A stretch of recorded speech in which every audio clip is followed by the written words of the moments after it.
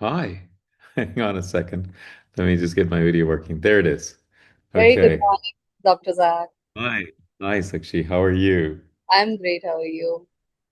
Good, good. So, I'm in my and I will mention this that I'm actually in Kerala, India, and my internet can be spotty. So Reno has agreed to actually share her screen.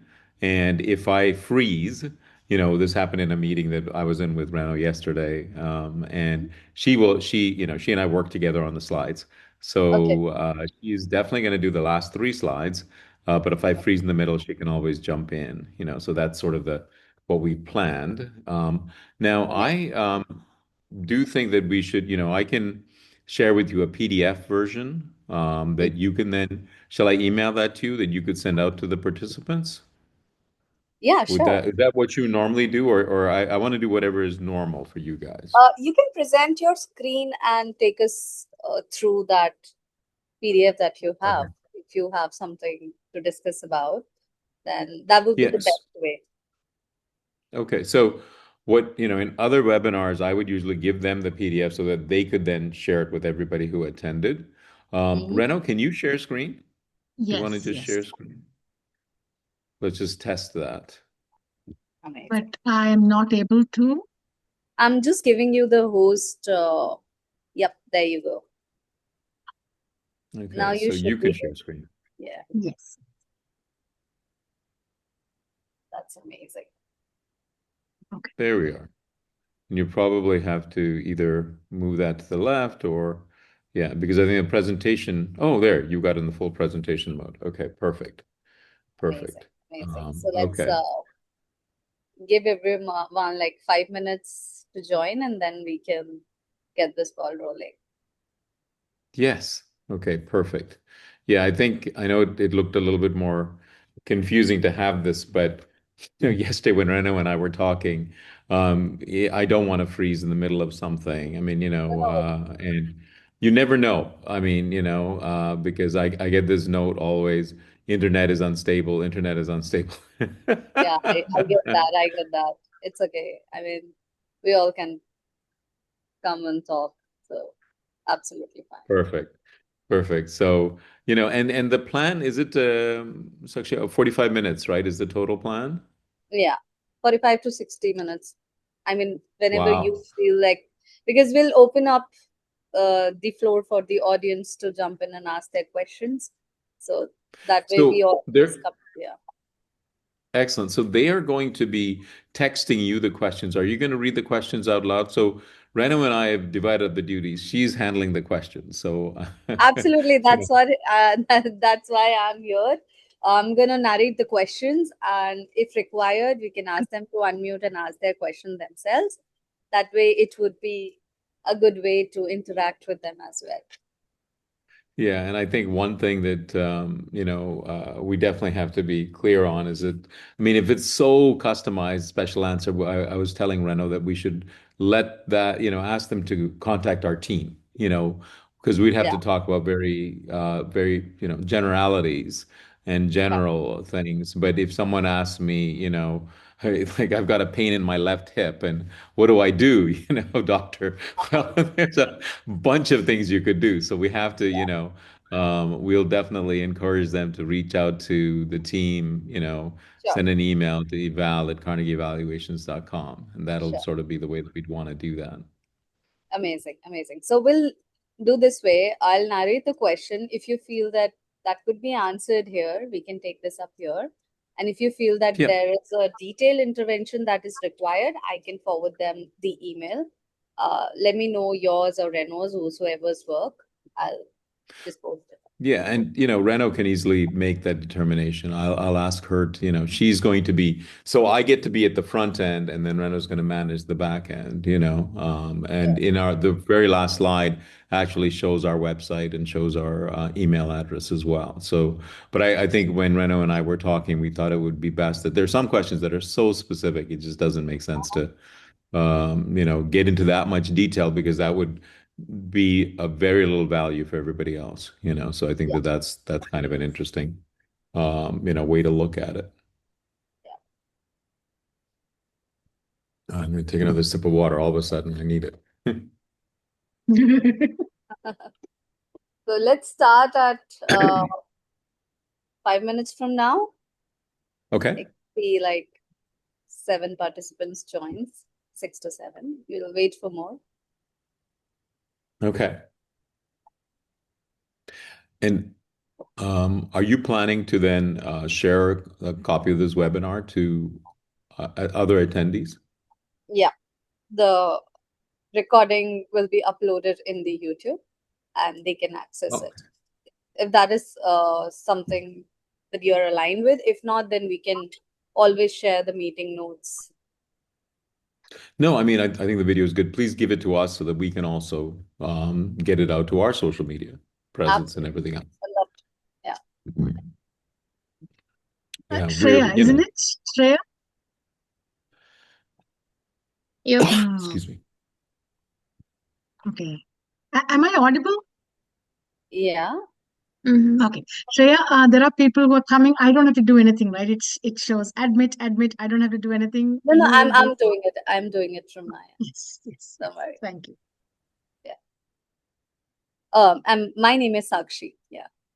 Sakshi. Okay. So Shreya is another person. Okay. Yeah. That's Sakshi. another Hi, person. Sakshi. So I'm The taking care emails of all, it. Yeah. yeah.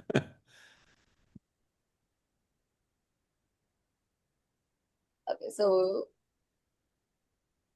for those who are joining, we'll start in like 3 minutes from now. Is that okay? Meanwhile, you guys can introduce yourself in the chat box for us to say hi to you.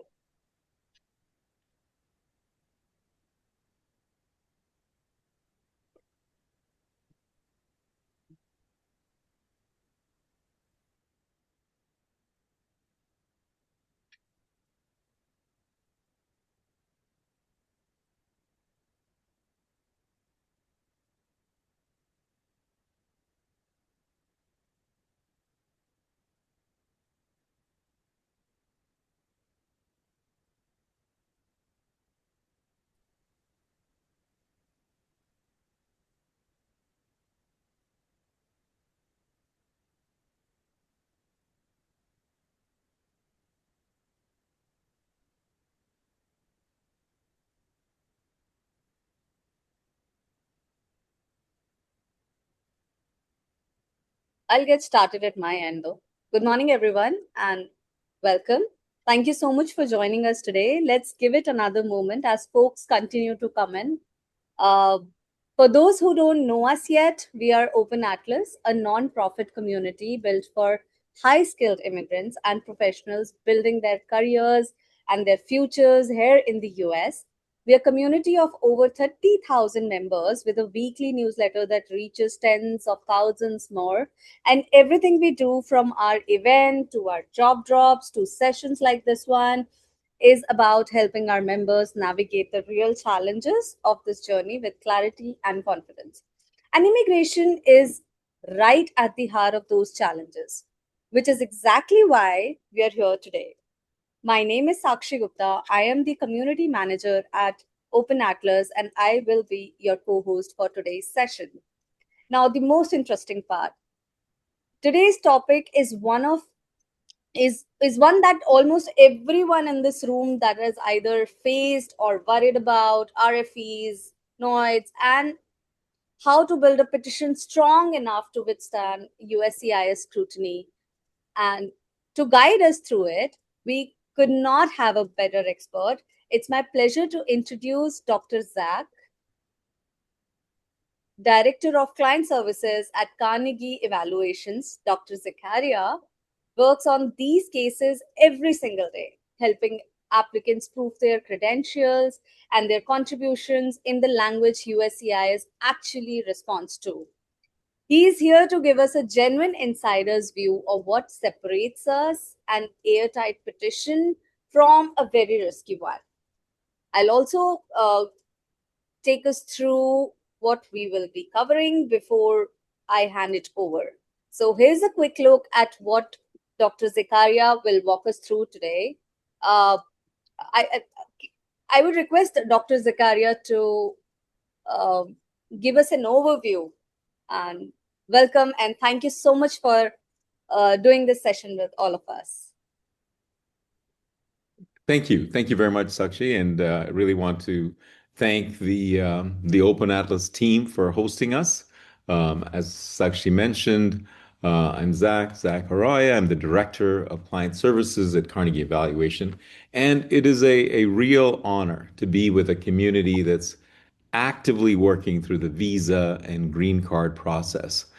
Let me start by sort of acknowledging where many of you are. Some of you are preparing a petition right now. Some of you may have already received a request for evidence, an RFE, or even a notice of intent to deny, a NOID.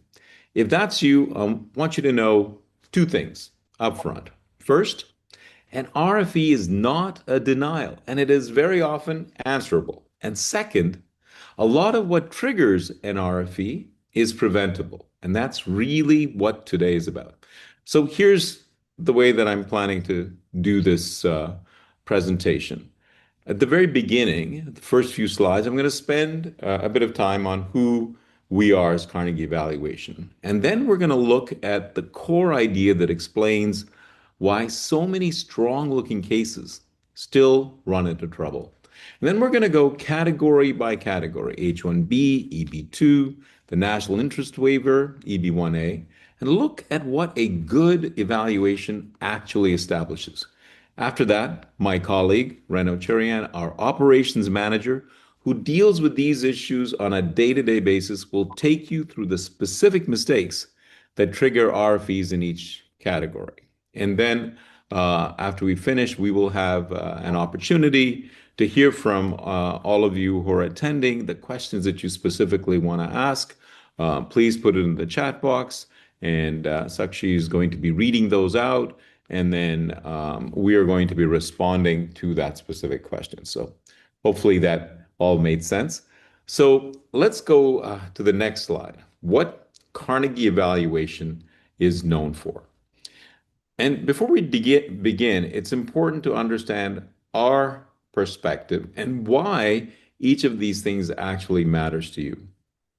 First of all, we talk about quality and on-time delivery. And in our case, we just don't think it's just nice words, meaning petitions run on deadlines and filing windows. And a letter that arrives late or needs to be redone can cost you a filing date. So we do take turnaround seriously. In fact, we were one of the first, if not the first valuation company that actually put a specific number of days. And then our competitors also started to copy us. The next thing is the depth of expertise. And that's the sort of a fact that many people underestimate. We work with faculty experts across more than 180 disciplines. This means when your field is narrow, a specific area of engineering, a subfield of the arts, an emerging area of technology, we can put a genuine expert in that field behind your letter, not a generalist reaching outside of their expertise. Remember, officers can tell the difference, and so can you. And we build every evaluation to satisfy two audiences at once, what USCIS requires and what your attorney and petition actually needs. We stay current as the standards shift, and they do shift because we work with so many different law firms. They come and tell us what are the latest standards that we need to follow, and we have kept on changing. This is one of the many reasons why we have more than 1,100 five-star Google reviews. So now the question is, why do petitioners trust us? If I had to reduce trust to one word, it would be accountability. Let me show you what I mean. We have evaluated academic and professional records from more than 125 countries. That matters because educational systems don't line up neatly. A 3 years bachelor's degree is what is found in one country, a 5-year integrated master's in another. And remember, USCIS doesn't accept a 3-year bachelor's degree. So you have to line those things up. And some people have professional qualifications that don't have an exact US twin. Understanding those systems is the difference between an equivalency that holds up and one that invites a question. So here's the part I'd underline. A real professor reviews the documentation, prepares the opinion, and personally signs it. It's never anonymous. It's never a fill in the blank template. There are services out there that'll hand you a generic letter with a name attached to it that no one will stand behind. When an officer senses that that's what happens, then the letter loses its weight. And sometimes a bad letter can actually hurt you more than it helps. Ours carry a named expert who's prepared to stand what they wrote. And that's what those three words at the bottom of the slide mean in practice: credible, reliable, and verifiable. They're not just a slogan, they describe how each letter is built. So let's focus on what services Carnegie provides. And here is a range of the many services we provide. On the immigrant side, we prepare expert opinions across the EB categories, including the national interest waiver and EB1A. On the non-immigrant side, we have H1B, TN, the L and O categories, and others. We also prepare business necessity letters to address perm audits, business plans, and both academic and work experience evaluations. One idea worth flagging, because people often don't realize it: work experience can be evaluated too, not just degrees. If your qualification comes partly from years on the job rather than a diploma, there's a recognized way to document that, and it can be decisive.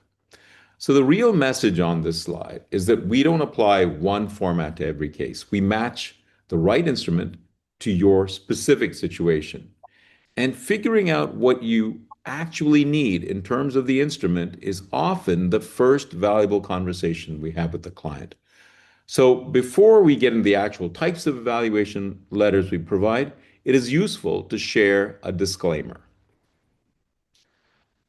First, our experts never manufacture evidence. What they do is assess and explain your verifiable contributions. Nothing is invented. Nothing is inflated, nothing is overstated. If a claim can't be traced to something real and checkable in your record, it doesn't go in the letter. That restraint is not a weakness. It's exactly what gives the letter credibility with an officer who is trained to look for exaggeration. Second, no case rests on a single letter. I know that can be surprising to hear from the people who write letters, but an expert opinion is one piece of a broad evidentiary record. It works alongside your full petition, your evidence, your attorney's arguments. Think of the petition as a case being built, and the letter is one strong, credible witness. A good witness helps, but the case is the whole thing, which leads to the third point, and it's one I say to every client. A single expert letter can't make or break a case. A strong evaluation strengthens a case that's already well supported. It cannot rescue a weak one, and it never guarantees an outcome. Anyone who tells you a letter guarantees an approval is not being honest with you. So why do we lead with this? Because we stand behind every opinion for one reason. It reflects the verifiable record, not because it promises a result. And that honesty is what makes our letters worth something to an officer. And that's how we set expectations you can actually trust. So now let's look at why qualifications alone don't get you across the line. This is a very, very important idea on the whole presentation. So let me sit on it for a moment.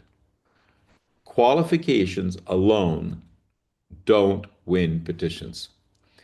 Here's a mistake I often see talented people make. They assume that because they have an impressive degree or years of strong experience or a stack of achievements, the case makes itself. It doesn't. Having the ingredients is not the same as cooking the meal. Having the evidence is not the same as making the argument. The officer isn't asking, is this person accomplished? They're asking a specific legal question, and your job is to answer that specific question clearly. So A strong petition isn't only about having the right degree or experience. It's about establishing clearly and in the officer's terms how your education, your experience, and your achievements meet the framework for that specific visa you're applying for. Two specific instruments do that work, and this is the map sort of for the rest of the slides that I'm going to talk about. The first is credential and equivalency evaluations. These translate your education experience into US equivalents. That's the world of the H-1B and EB-2 advanced degrees. The second is expert opinion letters. These make the independent case for your impact and contribution. That's the world of the national interest waiver and EB-1A.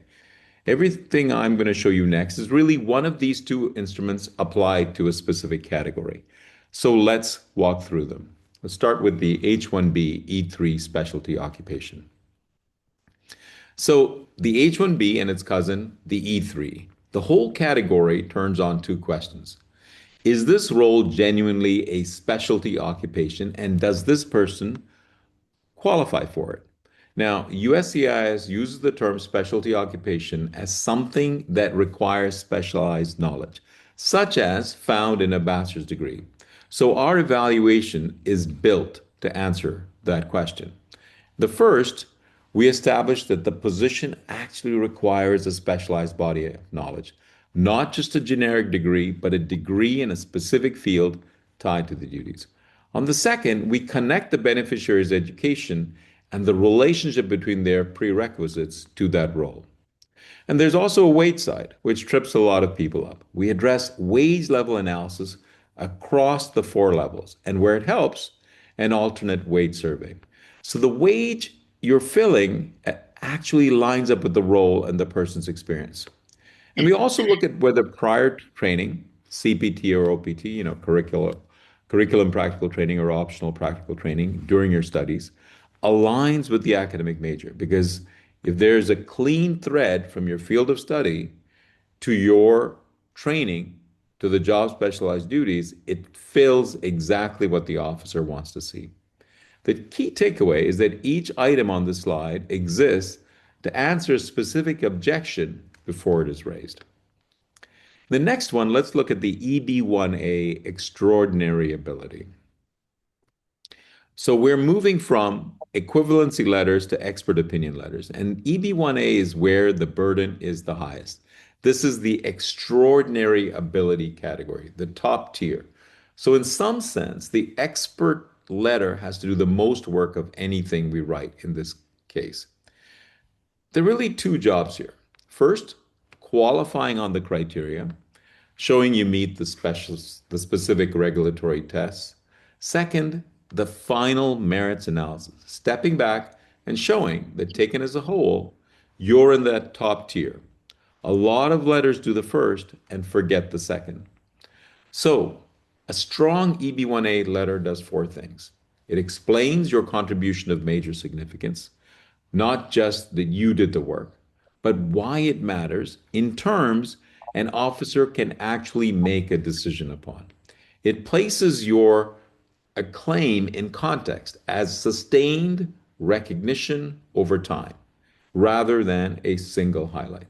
It shows that your role was genuinely critical, central to the work, not adjacent to it. And it comes from a qualified, independent expert whose own standing gives the opinion real weight. And this is the last point I'd really like to stress. An officer weighs who is speaking. A recognized, independent authority in your field carries far greater credibility than a friend, a manager, or a co-author is able to provide. That independence is a large part of what we bring. Let's now talk about the EB-2 advanced degree. So in the EB-2, the equivalency side, the evaluation establishes your qualifications along one of two paths. The first path is a U.S. master's degree or higher, or its equivalent, including a foreign degree evaluated to the U.S. standard.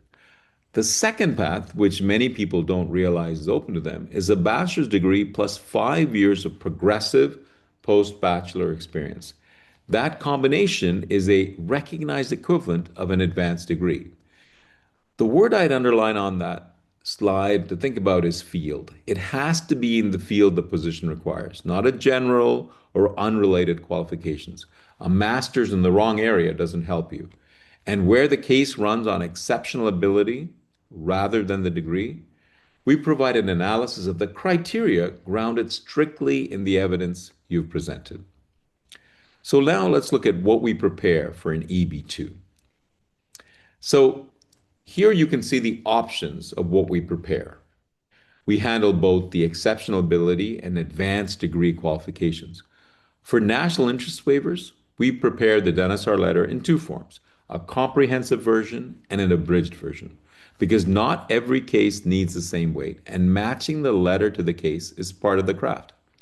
And for cases where the economic dimension matters, where part of the argument is the value your work brings to the US economy, we can add an economic impact assessment or an economist letter to support the national importance piece. If you're not sure which of these fits your situation, that's exactly the kind of thing to raise with our team directly. So now let's look at the EB2 NIW matter of Dennisar. The national interest waiver is one of the most popular paths right now, and it's also where I see the most preventable mistakes. So let's take a moment to review this. The NIW runs on a three-part test that comes from a case called the matter of Dennisar.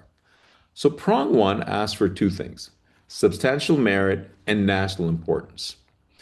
And here's the key part. These are two separate tests, not one. Plenty of letters prove that the work has merit and just assume that makes it nationally important. It doesn't. Something can be genuinely meritorious and still be local or narrow in its impact. We argue these 2 points separately on purpose.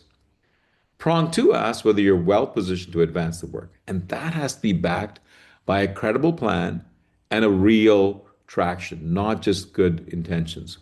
And then prong three is the balancing test. Why it benefits the United States to waive the usual job offer requirement in your specific case. That has to be argued directly, not treated as a given. So all three of those prongs have to be read in the voice of a credible, independent expert, an authority making the case, not you describing yourself. When those pieces are separated cleanly and argued in the right voice, the petition is far harder to challenge.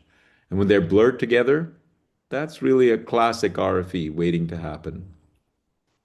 So why does the evaluator and the method actually matter? Before I get into the specific mistakes, I want to name three things that quietly decide whether a letter helps you or gets set aside. It's not the length of the letter or how many adjectives it uses. It uses these three factors. Number one, expertise gives the opinion weight. Officers weigh who is speaking, not just what is being said. A recognized authority in your field carries a credibility that a general reviewer simply can't. Methodology makes it defensible. When a letter shows a documented, repeatable basis for how it's reached its conclusion, here's the standard, here's the evidence, here's how they connect, that is far harder to challenge in an RFE than simply making an assertion. Methodology is sort of the armor that protects that particular statement. Third, independence builds trust. A credible, outside expert signed opinion carries something an acquaintance, as I said before, a colleague or a co-author never can.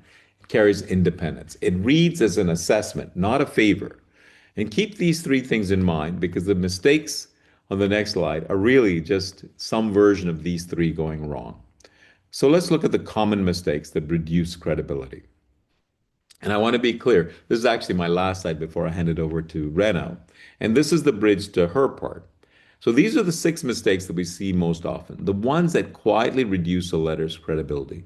And next to each one is how we avoid it. First one, generic language that could describe anyone. Well, we fix that by grounding every claim in your specific evidence with no overstatement. Conclusions with no supporting evidence. We cite sources that officer can actually verify. Overstating beyond what facts support. We claim only what the evidence proves, which, as I said earlier, is what keeps the letter credible. Ignoring the category's actual legal standard. We write with the governing USCIS standard for your specific category in mind. So the letter answers the real question. An evaluator without the right expertise, that matters because our client chooses an expert who closely matches their work. So the person speaking actually has standing. And no stated methodology, well, we always use a clearly documented one. So every one of these ties back to the disclaimer I showed you earlier. We need to be honest, verifiable, and defensible. And that's the through line of everything we do. So the next natural question is, what do these mistakes actually look like in each category? And what specifically triggers an RFE? This is exactly where I'd like Reno to talk about. So Reno, your turn. Please go ahead. Hi, everyone. Thank you, Professor Zachariah, for the introduction. I work as the operations manager with Carnegie Evaluations. So I see the most number of cases that come to us. So I would like to share what we see in RFEs and the NOIDs and the denieds. Most of them, I mean, we have brought in just three types. This is H1B, EB1, and EB2. But then, as Professor Zachariah had mentioned, we do a number of other visas also. And we do have information on them too, which you can obtain if you can directly email us or talk to us on the phone. Specifically, H1B is something that I would like to start with. What are the problems that we see in the RFE? It is true that we work with a number of law firms. We work with a lot of number of attorneys. We work with a number of corporate clients. But our body of knowledge is actually from the RFEs that we see. So that is the place from where these kind of pointers have come out. So the first thing that I would like to pinpoint for an H1B is when the SOC code, the employer's requirements, and the beneficiary's qualifications do not match. So when we train our teams, we always ask them to think of specialty occupation as a triangle with three vertices. And these somehow seem to be, if it becomes an equilateral triangle, that's the best possible option that you have when you frame your petition. If it is scalene triangle or if it's an obtuse triangle, you will have issues with it. And that is where you will have to think in terms of an expert opinion, even at the time of your initial filing, rather than waiting for an RFE, because it is not actually balanced kind of an alignment. I can speak about this if you have any other questions specifically regarding a specific SOC code. But as of now, I understand people who have gone through H1B can figure out as to what I'm trying to say when these three are not matching. The other biggest problem that we see is when your employer uses multiple educational requirements for the position at hand. I understand that's how it is done for an advertisement, for a job advertisement, where the employer has multiple bachelor's degree majors for a particular position. That doesn't work for H1B, and at least not with USCIS. USCIS wants a very clear description about what is your educational requirement. So yes, you can have one or two, but then we see petitions with like 7, 8 educational requirements, and that's a clear red flag. And we know that it is going to come back with an RFE, where the typical question that USCIS raises is, how do you think that these are related? How does one person who has engineering degree and one person who has data analytics degree come together? To be honest, these are all related fields, but USCIS does not consider them as related unless it is explained. And that's where an evaluation helps. The other one, as you would know, it's wage level 1 or wage level 4 without an explanation. Why wage level 1? If it's a specialty occupation, a position that requires specialized knowledge, why is it an entry-level position? That's a typical question that they ask for wage level 1. And similarly for wage level 4. If it is a wage level 4, why just a bachelor's degree? The person should be qualified with a higher degree and not just a bachelor's degree. These are typical questions that come along with wage level 1 and 4. We also see questions for wage level 2 and 3, but they're not as often as wage level 1 and 4. Now, what does an evaluation do here? In an evaluation, the expert looks for specific jobs, specific titles of the jobs that may not require that high end of a knowledge to do that. And that's where, you will find how a wage level 1 is supported. Similarly, for wage level 4, the professor finds something in the job duties which requires not just a bachelor's degree, but also something that is beyond a bachelor's degree in terms of experience or in terms of having that knowledge by doing similar work previously. So that is where the professor's evaluation for a wage level, which is generally questioned by RFE, in an RFE, is supported. The other trigger that we generally find is using vague SOC codes. The word vague is kind of a misnomer, but then, I would like to use the word vague because project management specialist, it is definitely a position that is required by an agency, by a company, by an organization. But the problem for USCIS is for these kind of SOC codes, there is not much of a detail in OOH or ONET. As you know, OOH and ONET are databases that are created by the Department of Labor and Bureau of Labor Statistics, and USCIS depends a lot on the description of the specific position or the occupation in those databases.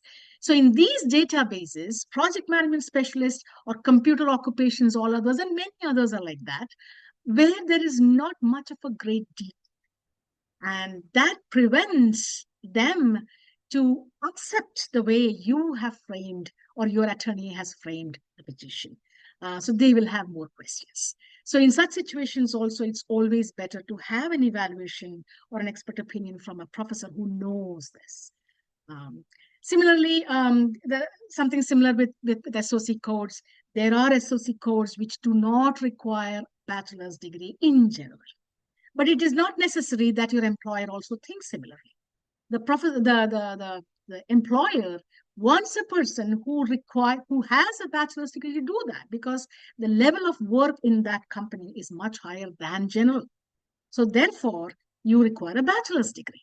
Now, USCIS will come back saying that, well, 50% as per ONET or OOH says that you don't require a bachelor's degree. You can do this with just an associate degree or just a secondary certificate. Why do you need a bachelor's degree?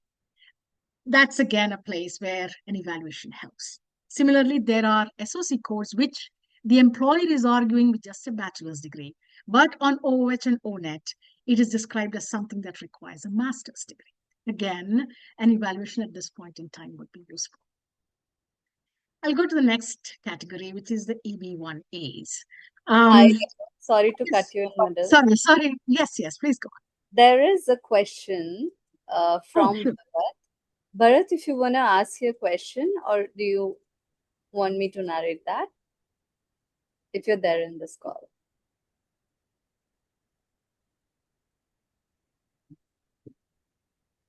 You can unmute yourself.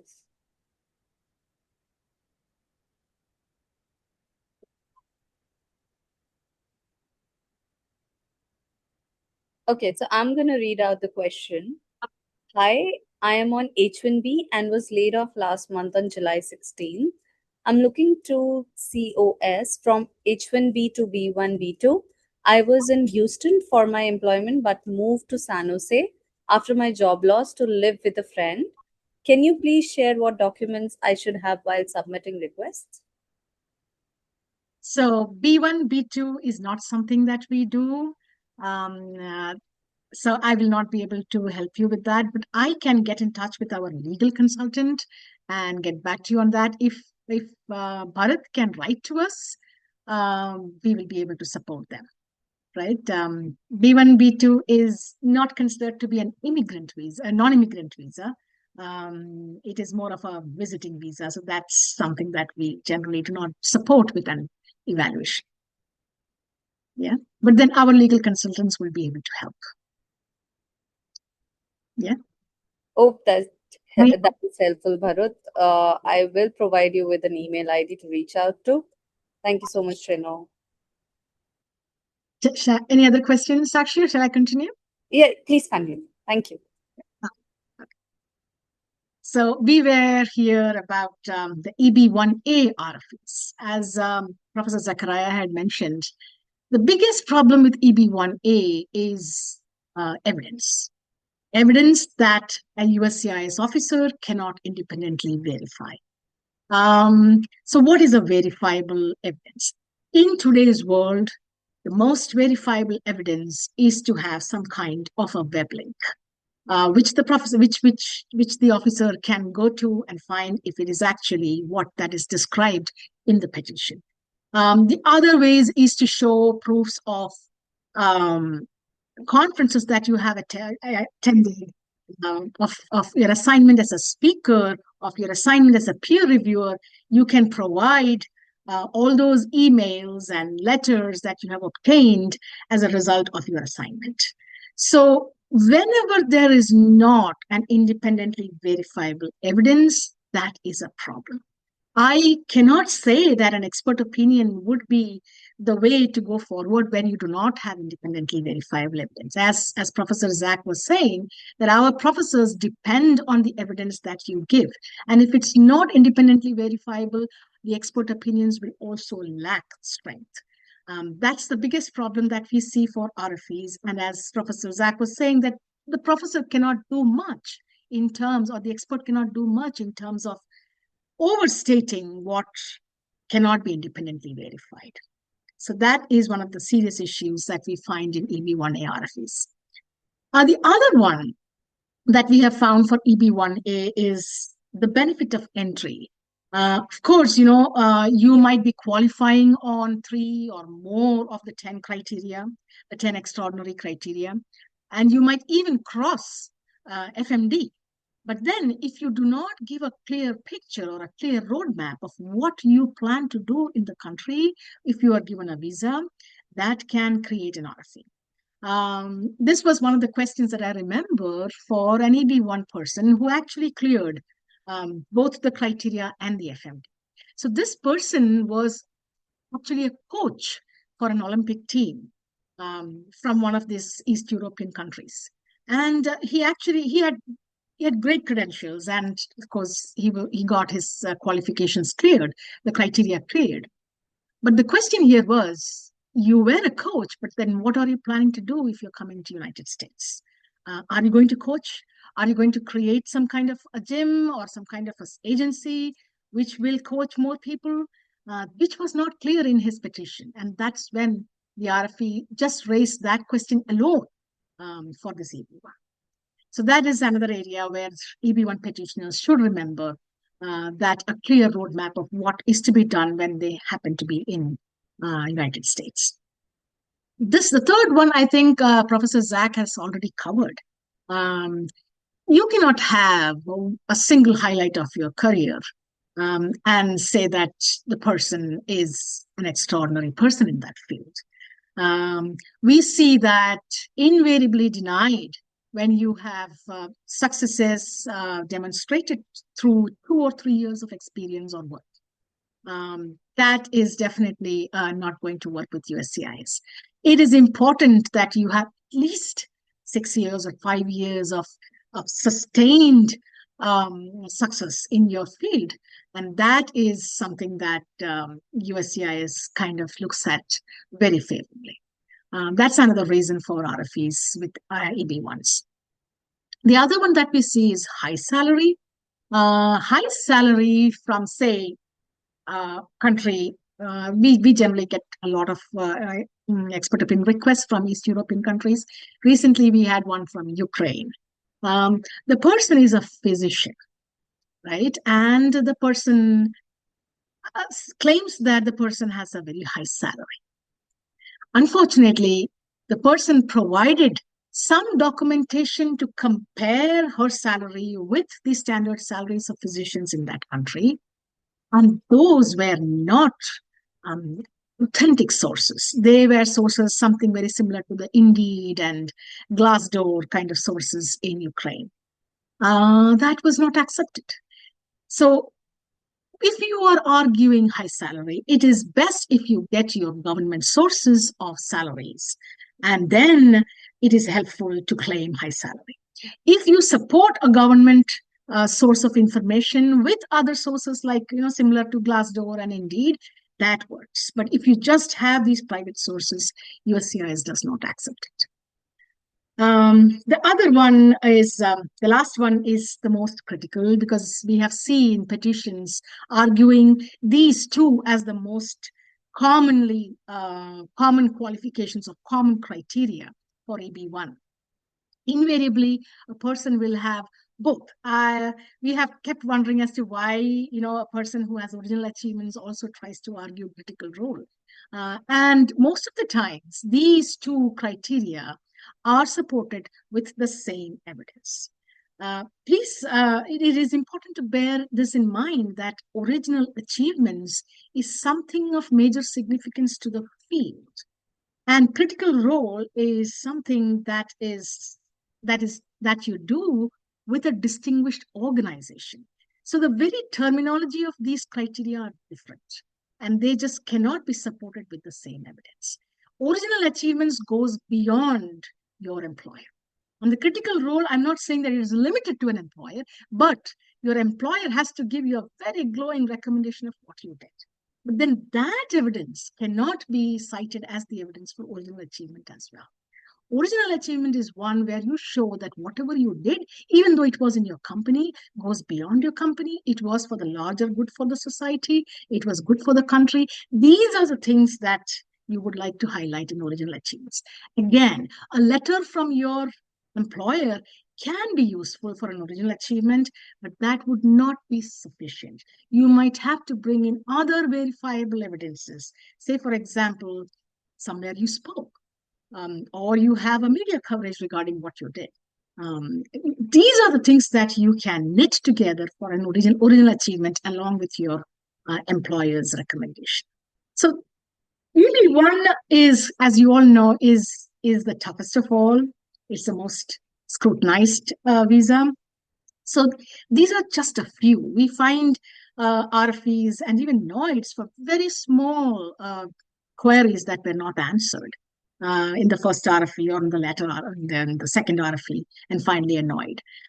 So these are only the broad ones. Of course, you might have, I'm not sure how many EB1 petitioners are here in this group, but I'm sure you might be having way more or way detailed kind of questions in your RFEs. And if you have any questions on that, please let us know and we'll be able to help you.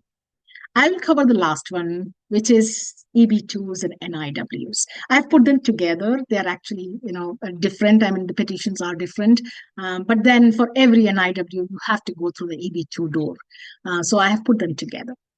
Some of the common triggers for an RFE or a NOID in this category would be as following. The first one is an academic evaluation. This is something where a number of our people have failed. Let's remember that this is something that you could have solved with just an academic evaluation, which is, priced between $50 to $100 across all evaluation agencies. So something that you should check at least, with 2 evaluation agencies as to whether your academics fit into this particular framework of an advanced degree. The advanced degree, yes, it is a master's degree or above. It can be a PhD as well. But the most problem arises with a master's degree. Why is that a problem? Because there is a good number of countries where the master's degree is not considered equivalent to the master's degree in the United States. I'll give you a specific example. The specialist degree from Ukraine. This is a 5-year degree, and even ACRO puts it as a master's equivalent. Now, where does the problem arise? The problem comes when this is an integrated program of 5 years. It does not have a bachelor's. It is straight away a specialist degree.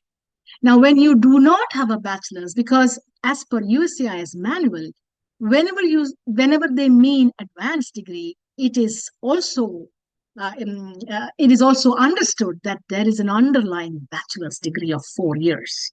So when you have a 5-year integrated degree that is considered equivalent to a master's in that country, and even in acro descriptions, please remember that it is important to have a bachelor's degree first and then a master's degree.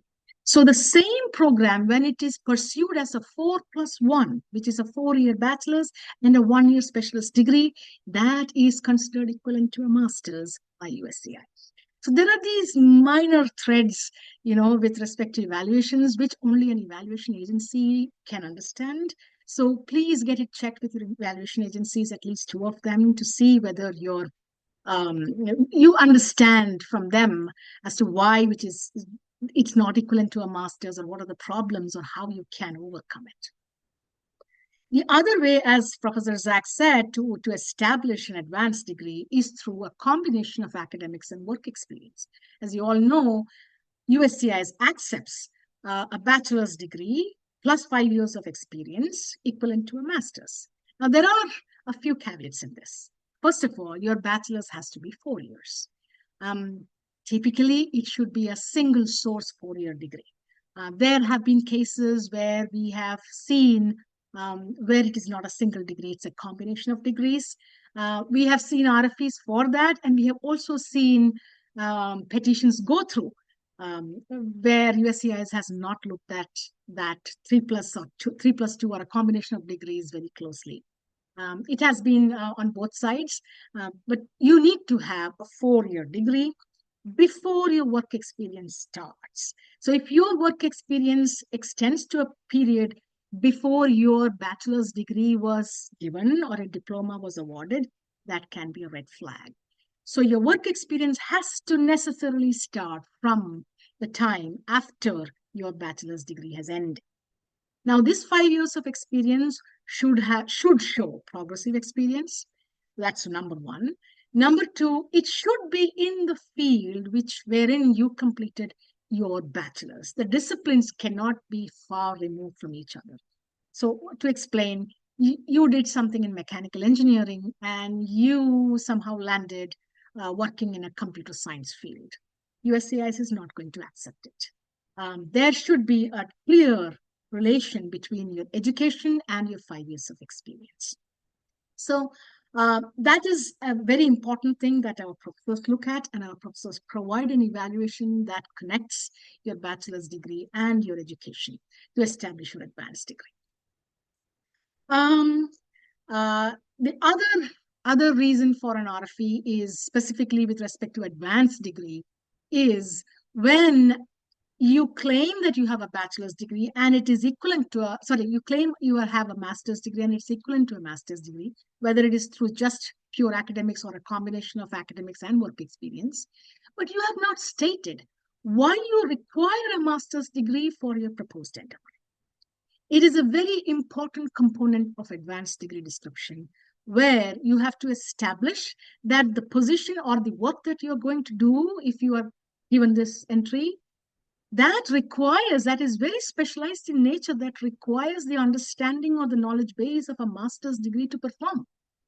So in our evaluations, our professor had that discussion where they established that this is not a simple job which anybody with some experience or some bachelor's degree can be doing this. It requires a much higher level of understanding in that field. So that's again another area where advanced degrees show up as an RFE. With exceptional ability, which is the other door for EB2, as we all know, the totality of evidence which is described through a final merits determination is something that many people do not consider as critical. It is a very key discussion, and our professors include that in all the evaluations, where it's not just the individual categories, that criteria that you have qualified, but all these criteria together push you to a level which is considered exceptional. That is a discussion that is important for every exceptionability discussion qualification. I think Professor Zach has already mentioned about substantial merit and national importance. They are not the same. They are part of the first prong. They're two parts of the first prong, substantial merit and national importance. In one of the RFEs, USCIS has actually given an example of how a teacher's job in a high school is definitely something of substantial merit, but it does not reach to the point of national importance. That is, we had seen other examples also. There was another example of a researcher, a PhD researcher, where they did not question the substantial merit at all, but they did not accept the national importance. So to argue that if you have substantial merit, you also meet national importance, that's a clear no-no. Also, we have to understand that the national importance is discussed under 4 different sub-prongs. One is national impact, the other is economic benefit, the third is aligning with the national initiatives, and finally, societal welfare. So your national importance discussion should have all these sub-prongs as well. And that's something that our professors give a lot of importance to and do cater to each of these 4 sub-prongs as well. This again, the next point again, Professor Zach had mentioned it very clearly, that there is no clear blueprint of what you're planning to do when you arrive. Most of the proposed endeavor statements that we see is a description of what they have done. Yes, they have done great things, but that does not establish that you will be continuing to do the same thing in this country, right? And that's not possible because you would in a different ecosystem in another country. So if you plan to emulate the same thing in United States, you have to detail it out. You have to break it down into phases. You have to say, as to year 1, I'll do this. Year 2, I'll do this. You'll have to break it down as much as possible to understand, to make the person who is reading, the officer who is reading your petition, understand as to, yes, this guy has a clear plan for his work in the United States. So that is where a good number of petitions fail. And we have also started work on this front. We have a professional agency who is working on this. They have done many thousands of such plans, and we have collaborated with them. Yeah. The other RFE point would be when you have just academics or work experience as the 2 qualifications for the second prong. Let's remember that whether you're going through advanced degree or exceptional ability for your EB2, you have to prove that you are a person with exceptional ability. So just academics and work experience is not going to get us through. We will have to establish that you used your academics, you used your experience to do something beyond to make you exceptional in that field. Right? So it can be through your presentations, it can be through your podcasts, it can be through your media coverage, it can be through your publications, it can be through your work which was outside your companies, but then you have to bring in something more for prong 2. It's not just academics and work experience. And finally, the balancing test. Professor Zach has already mentioned about this. I would just like to highlight that a good number of balancing tests, or the third prong, is argued on shortage. Shortage is not ever included in the framework of an IW. They have, USCIS has a different visa altogether with that. NIW is not that. So if you are explaining that you should be coming into this country and the labor certification should be waived because there are few people in your field of expertise, then that's not going to go through. You have to establish that your level of expertise and your work is something that is very important to the country and something that you can do easily based on your past experience. These are generally that we see in an EB2 NIW or an EB2 petitions. There are many more, as I said previously, but if you have any of them, the belonging to the many more category, we are there to help you. You can email us or call us. This is just a slide. We just feel proud of sharing our clients' feedbacks. So this was, I mean, we have picked one feedback for each of these categories that we discussed. Um, the client was overwhelmed, was delighted with the change in terms of the final approvals, and we just wanted to share that with you. Thank you, Sakshi. That's all I have. Thank you so much, Reno. We have a few minutes left if somebody wants to ask any question, or you can directly reach out to them. I am sharing the email.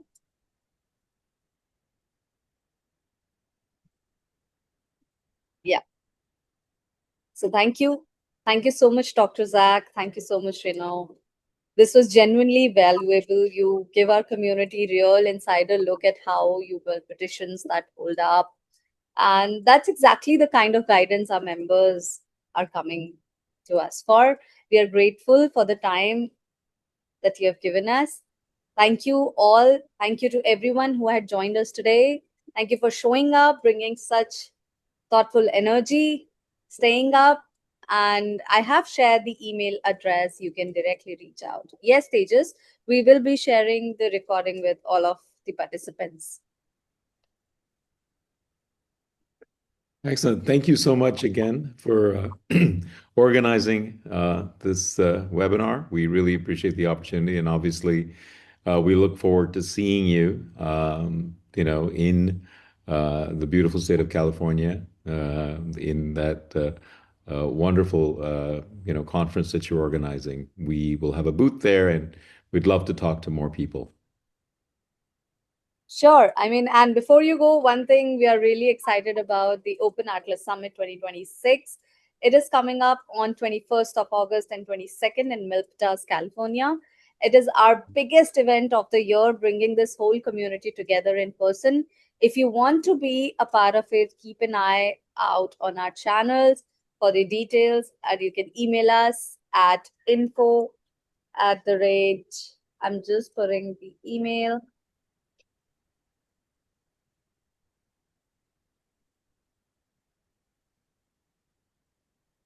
There you go.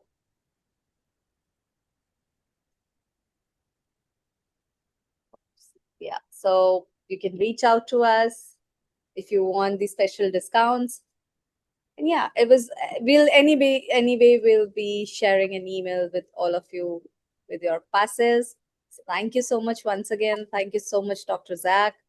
It was a pleasure having you. If you have any questions, there was an email ID. You can just shoot your questions. Thanks again. And thanks also, Reno. Did a fantastic job. Thank you, Reno. Thanks. Thank you, Dr. Zach. Have a lovely day, Take all care. of you. Bye-bye. Take care. Thank you.